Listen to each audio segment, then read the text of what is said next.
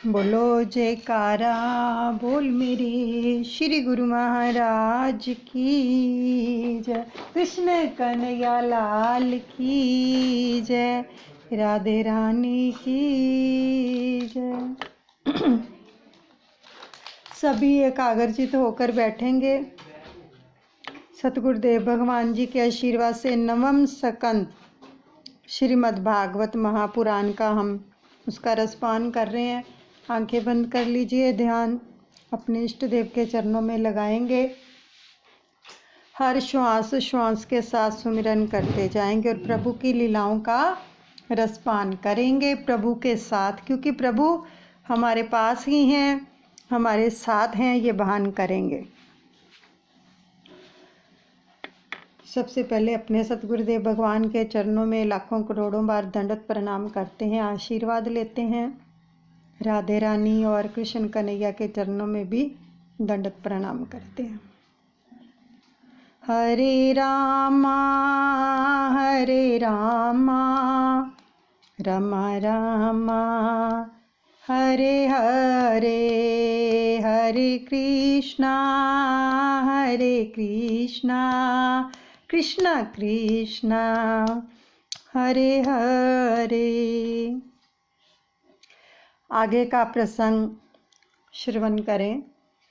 श्री कृष्ण की सभी लीलाओं का अनुकरण नहीं करना है, श्रवण करना है। उनका चरित्र चिंतनीय है, उनका जो चरित्र है चिंतनीय है। श्री कृष्ण की लीला चिंतन करने के लिए और चिंतन करके तन्मय होने के लिए है। रामचंद्र ने जो किया था वह करना है, किंतु श्री कृष्ण ने जो कहा था वह करना है। राम पूर्ण पुरुषोत्तम होने पर भी मनुष्य को आदर्श दिखाते हैं।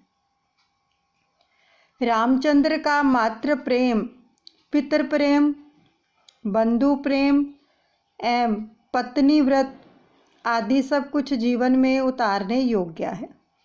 रामायण के सभी पात्र आदर्श हैं।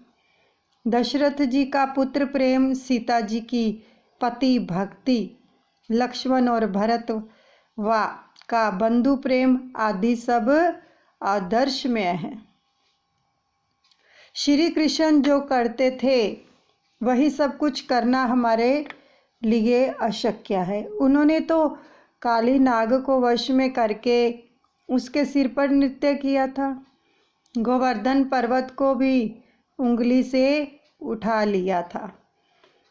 श्री कृष्ण के चरित्र का अनुकरण करना ही है तो पूतना चरित्र से प्रारंभ करना है। पूतना का सारा विष उन्होंने पी लिया था। विष का पाचन होने के पश्चात अन्य सभी लीला का अनुकरण करना है।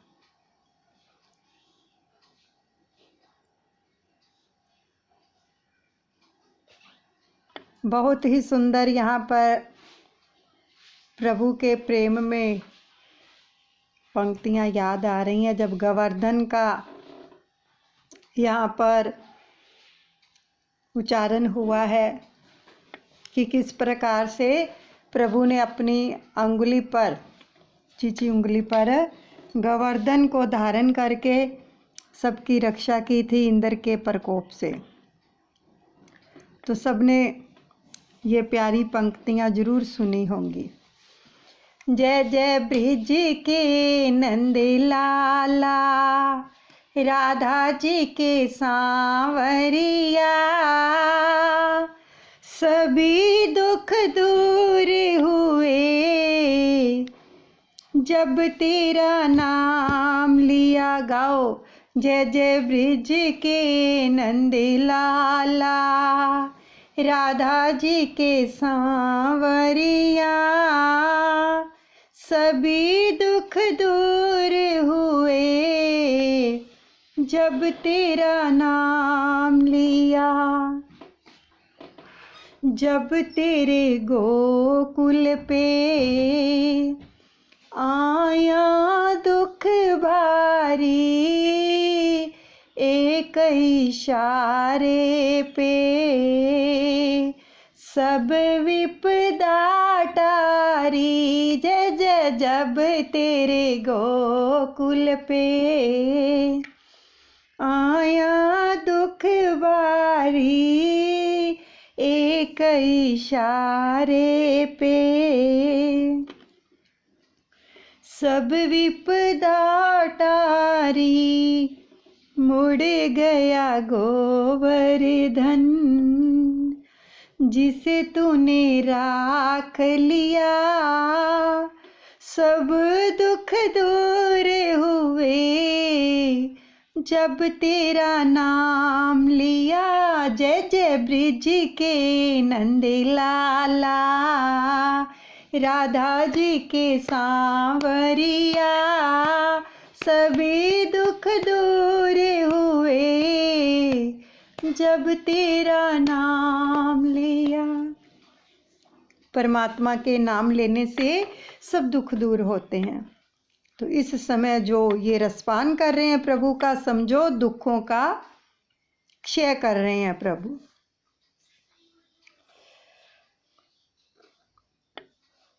रामचंद्र ने अपना ऐश्वर्य छिपाया था और मनुष्य के जीवन का नाटक किया।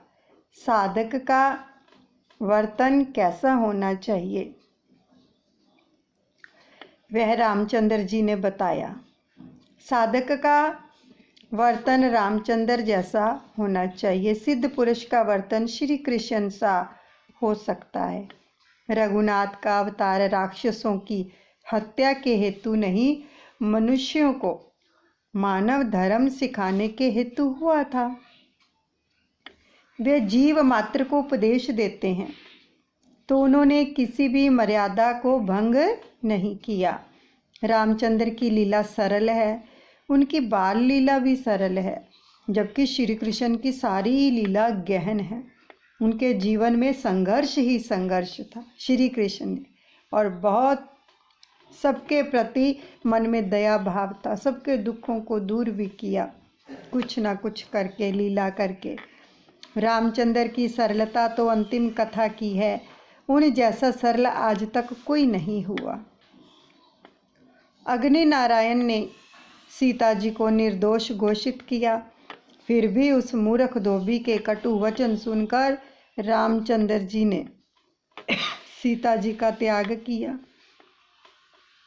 जगत के समक्ष आदर्श रखने के हेतु वे निष्ठुर हो गए। वे जगत को यह बताना चाहते थे कि आदर्श राजा का वर्तन कैसा हो सकता है और कैसा होना चाहिए। सीता ने नारी धर्म का आदर्श प्रस्तुत किया कि मेरे पति ही परमेश्वर हैं। बहुत अच्छे यहाँ पर वचन आ रहे हैं प्रभु के, इनको पकड़ना है हमें, पर पकड़कर मनन करना है। ये नहीं इधर से सुना और इधर से निकाल दिया। कथा बहुत अच्छी थी, प्रभु के वचन, प्रभु की लीलाएं बहुत अच्छी थी। अच्छी तभी बनेगी जब हमारा सुनकर उनको जीवन अच्छा बनेगा, तभी अच्छी लगेंगी ना वो कथाएं, वो लीलाएं। यानी कि निहाल हो गए बस ठीक है, लेकिन अपना जीवन तो अच्छा बनाया नहीं है, तो उसका क्या फ़ायदा फिर। इसलिए ही ये सब कुछ हम तक पहुंच रहा है कि हम भी अपना जीवन अच्छा बनाएं। देखो सीता जी के जीवन में कितनी विपत्तियां आई, लेकिन उन्होंने कोई उलाना नहीं दिया। और हमारे जीवन में कोई ऐसे विपत्ति आ जाए तो हम लोग क्या कहेंगे, हम क्यों इतना दुख झेले, जबकि वो राजा की पुत्री थी, राजकुमारी, मिथिलेश कुमारी, फिर भी उन्होंने कितने कष्ट सहे। और हमारे जैसे लोग क्या करेंगे, अपने पिता के घर चले जाएंगे, मायके चले जाएंगे, जरा सा भी हम कोई किसी का ताना महना कोई बर्दाश्त नहीं कर सकते हैं। तो सच बताओ फिर रामायण देखने का क्या फ़ायदा, प्रभु की लीलाएं सुनने का क्या फ़ायदा, अगर उनके मुताबिक अपने जीवन को ही नहीं ढाला, अपना जीवन वैसा नहीं बनाया, तो सच बताओ शक्ति कहाँ से मिली फिर सीता जी को। ये सब जो सहन करती हैं, पतिव्रता का धर्म निभाती हैं, हर एक से प्रेम से पेश आती। पति ने जो कह दिया ठीक है, आगे से कुछ भी उन्होंने आर्ग्यूमेंट नहीं किया। तो सहनशीलता, सहन शक्ति सिखाती हैं हमें सीता मैया कि स्त्रियों के अंदर किस प्रकार से प्रेम भाव, दया भावना, नम्रता, आदर, सत्कार, सहनशीलता, ये सब गुण होने बहुत ही जरूरी है। राम मर्यादा पुरुषोत्तम है। श्री कृष्ण पुष्टि पुरुषोत्तम। कृष्ण माखन चोर हैं, अर्थात मृदु मन के चोर हैं। वे ही सर्वस्व ही जो है मांगते हैं। राम का नाम जैसा सरल है वैसा ही उनका काम, उनकी लीला भी सरल है।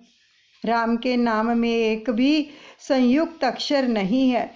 कृष्ण के नाम में एक भी अक्षर सरल नहीं है, सभी संयुक्ताक्षर ही हैं। क्योंकि श्री राम दिन को 12 बजे आए और तो श्री कृष्ण रात्रि के 12 बजे, एक मध्याह्न में आए तो दूसरे मध्य रात्रि को। एक राजा दशरथ के भव्य राज प्रसाद में अवतरित हुए और दूसरे कंस के कारागृह में। राम जी को पहचानना समझना सरल है, किंतु कृष्ण को समझना बड़ा कठिन है। किंतु राम जी की मर्यादा को जीवन में उतारने का काम सबसे कठिन है। सूक्ष्म वासना के नाश के हेतु नवम स्कंद में संतों के चरित्र कहे गए हैं और सूर्यवंश के प्रकरण में राम जी का चरित्र आता है। रामचंद्र जी मर्यादा है तो श्री कृष्ण प्रेम। मर्यादा और प्रेम को जीवन में उतारोगे तो सुखी होंगे।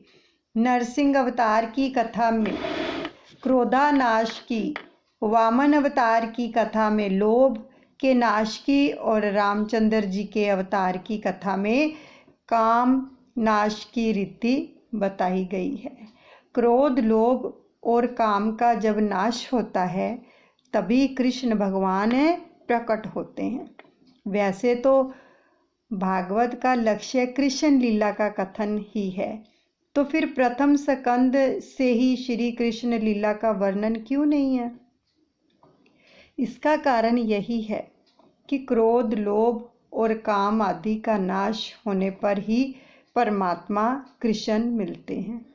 अष्टम स्कंद में समाप्ति अंश में सत्यव्रत मनु महाराज की ओर मत्स्य अवतार की कथा कही गई है।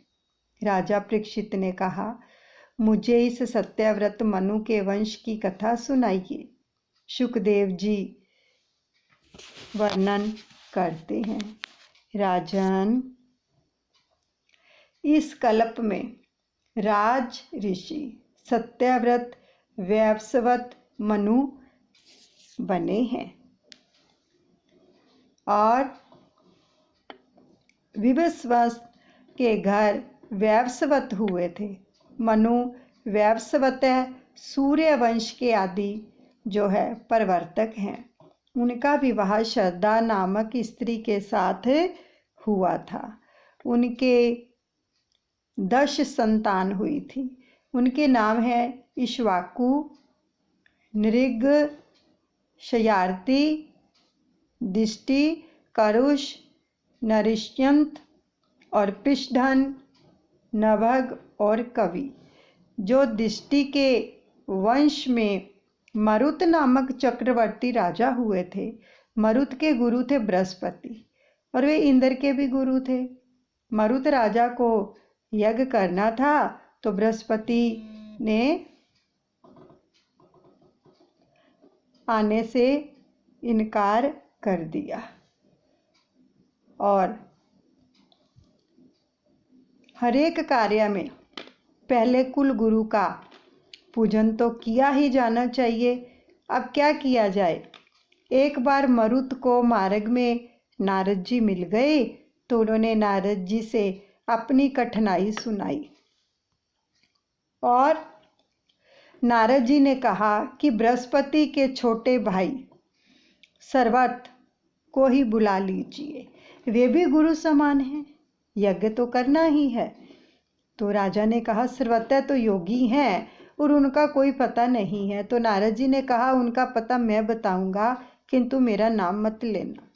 कई बार ज्ञानी पुरुष भी संसार से डरते हैं। संसार के स्त्री पुरुषों का संग होने से जो है ब्रह्माकार वृत्ति का भंग हो जाता है। सर्वत्र योगी का नियम था कि 24 घंटों में एक बार वे काशी आते थे। महापुरुष भजन में भी नियम का पालन करते हैं। सर्वत्र काशी विश्वनाथ के दर्शन करने के लिए आते थे, किंतु मार्ग में यदि शव का दर्शन हो जाता तो उसे ही शिवरूप मानकर वंदन करके वापस लौट जाते थे। महाभारत के अनुशासन पर्व में विस्तार से यह कथा कही गई है कि मरुत राजा शव लेकर रात को मार्ग में बैठ गए। एक पागल सा व्यक्ति आया, उसने शव को देखा तो वंदन करके वापस लौटने लगा। तो मरुत राजा को विश्वास हो गया कि यह सर्वत्र योगी ही है। राजा ने उनके चरण पकड़ लिए और प्रणाम किया। अब सर्वत्र कहने लगे, मैं अज्ञानी हूँ, मुझे ज्ञान दीजिए। तो मरुत, आप सर्वत्र हैं, मेरे गुरु हैं। आप तो गुरु बृहस्पति के लघु बंधु हैं, बृहस्पति देवों के गुरु बन गए हैं और उन्होंने मेरे घर आना बंद कर दिया है। मैं यज्ञ करना चाहता हूँ, कोई मुझसे जो है यज्ञ नहीं करवाता है। तो सर्वत्र ने कहा, मैं यज्ञ तो कराऊं, किंतु तेरा ऐश्वर्य देखकर बृहस्पति तुम्हें कहेंगे कि वे तुम्हारे यज्ञ करने को तैयार हैं और तुम्हारे गुरु बनना चाहते हैं। यदि वैसा समय आया और तुमने मेरा त्याग किया तो मैं तुम्हें भस्मीभूत कर दूंगा। तो राजा ने सर्वत्र की शर्त को स्वीकार किया। अब सर्वत्र ने राजा को मंत्र दीक्षा दी। यज्ञ का आरंभ होने चला।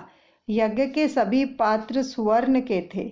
राजा के वैभव को, यज्ञ की भव्य तैयारी देखकर जो थे बृहस्पति ललायित हुए। तो उन्होंने राजा को संदेश भेजा कि तुम्हारा मैं ही आचार्य हूँ, मैं यज्ञ कराने को तैयार हूँ। बृहस्पति ने इंद्र से कहा और इंद्र ने अग्नि के द्वारा संदेश भेजा कि बृहस्पति को ही गुरु बनाया जाए। अगर ऐसा नहीं हुआ तो इंद्र यज्ञ में बाधा उपस्थित करेंगे। अग्नि ने सर्वत्र से कहा, मेरी आज्ञा का उल्लंघन करोगे तो मैं तुम्हें भस्मीभूत कर दूंगा। जिस देव को सर्वत्र योगी आज्ञा करते हैं वह वहाँ उपस्थित होता है और यह देव प्रत्यक्ष हवि भार्ग ग्रहण करता है। जैसा यज्ञ मरुत का हुआ था वैसा ना तो कभी किसी का हुआ है और ना ही कभी होगा। मरुत के इस यज्ञ का वर्णन ऋग्वेद में भी है। भागवत में तो यह संक्षिप्त में वर्णित है। मनुपुत्र नभज्ञ के घर नाभाग हुए और भगवान शंकर की कृपा से नाभाग के घर भगत अम्बरीश का जन्म हुआ। अम्बरीश मर्यादा भक्ति के आचार्य हैं। काकरोली में विराजमान द्वारिकानाथ राजा अम्बरोश के सेव्य ठाकुर जी हैं। ये ठाकुर जी रोज 52 मन भोग आरोगते थे। कितनी सामग्री इकट्ठी की जाती होगी। अम्बरीश शब्द का अर्थ भी तो देखिए। अबर अर्थात आकाश और ईश अर्थात ईश्वर। आकाश अंदर भी और बाहर भी। जिसके अंदर और बाहर सभी स्थान पर ईश्वर है वही अम्बरीश है। चारों ओर जिसे परमात्मा दिखाई दे वही अम्बरीश है। ज्ञान मार्ग में इंद्रिया रूपी द्वार बंद रखने पड़ते हैं। भक्ति मार्ग में सभी इंद्रियां भगवान के मार्ग में लगानी पड़ती हैं। भगवान के चरणों में भगत अपनी इंद्रियां अर्पित कर देता है। भगत अपनी सारी इंद्रियों का भगवान से विवाह कर देता है और भगवान ऋषिकेश हैं। इंद्रियों के स्वामी हैं। राजा अम्बरीश महान भगत थे। उनका मन भगवान के चरण कमलों में, वाणी भगवत गुण वर्णन में है, हाथ हरि मंदिर की सफाई में, पाम प्रभु के क्षेत्र आदि की पद यात्रा में, कान भगवान का उत्तम कथाओं के श्रवण में तथा दोनों नेत्र मुकंद भगवान मूर्तियों के दर्शन में व्यस्त रहते थे। मस्तक में से भगवान श्री कृष्ण को वंदन करते रहते थे। भगवान की सेवा में जो व्यक्ति अपना सारा शरीर लगा देता है उसका देह अभिमान कम हो जाता है। भक्ति मार्ग धन या तन नहीं, मन ही प्रधान है। जब से भगत के धन का प्राधान्य हुआ है तब से भक्ति छिन्न भिन्न होती जा रही है। राजा अम्बरीश तभी सर्वप्रथम कहते हैं, मेरा मन सदा कृष्ण के चरण कमलों में ही रहे। हरे रामा रामा रामा हरे हरे, हरे कृष्णा कृष्णा कृष्णा हरे हरे। यहाँ पर आज हम नवम स्कंद को अभी विश्राम देते हैं। बाकी की कथा का रसपान कल करेंगे। सतगुरुदेव भगवान के चरणों में सब अर्पण करते हैं। अनुचित क्षमा करें। बोलिए कृष्ण कन्हैया लाल की जय, राधिका रानी की जय, सतगुरुदेव भगवान की जय।